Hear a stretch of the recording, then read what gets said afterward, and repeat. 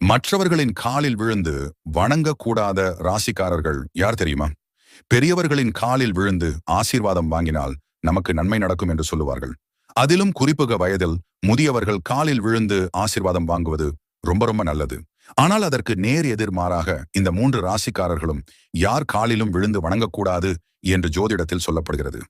ஏன் இந்த 3 ராசிக்காரர்கள் மட்டும் மற்றவர்களின் காலில் விழுந்து வணங்கக்கூடாது என்று சொல்கிறார்கள் என்பதை இப்போது பார்க்கலாம்.